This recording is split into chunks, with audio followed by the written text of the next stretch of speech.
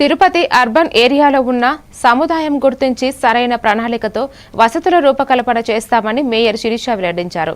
ఈ నేపథ్యంలో తిరుపతిలో ఉన్న కొన్ని సముదాయాలు దేవాలయ భూములకు మఠాలకులకు సంబంధించిన భూములే ఉన్నాయని చెప్పారు. రాబోయే 100 సంవత్సరాల తరహాలకు మౌలిక వసతులు కల్పించి గ్రేటర్ తిరుపతిగా తీర్చిదిద్దుతామని హామీ ఇచ్చారు.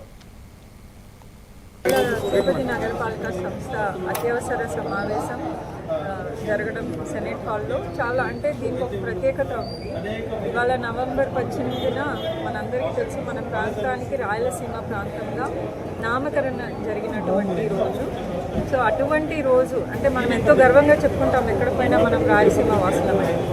సో అటువంటి రోజు ఇవాళ తిరుపతిని గ్రేటర్గా ఆల్రెడీ మేము కౌన్సిల్లో గత కౌన్సిల్లో 24వ తేదీ అక్టోబర్ జరిగిన కౌన్సిల్లో ఆమోదించడం జరిగింది. సో ఇవాళ మరీ స్పెషల్ మీటింగ్ పెట్టేసి 10 గ్రామ పంచాయతీలు విలీనం చేస్తూ ప్రభుత్వ ప్రతిపాదనను పెట్టడము, అలాగే దానిని సవరణ చేస్తూ ఇవాళ మా లిమిట్స్ ఇంకా ఎక్స్టెండ్ చేస్తే తిరుపతి రాబోయే 100 సంవత్సరాల భవిష్యత్తుకు బాగుంటుందని చేసిన సవరణ ప్రతిపాదనను కూడా కౌన్సిల్ ఆమోదించింది. ఎందుకు తిరుపతిని విస్తరించాలి అంటే జనాభా ఏ విధంగా పెరుగుతుంది మనం గమనిస్తే 1886 మున్సిపాలిటీ ఎప్పుడైతే 3rd గ్రేడ్ మున్సిపాలిటీ అయిందో తిరుపతి, అప్పుడు జనాభా లెక్కల ప్రకారం 2600.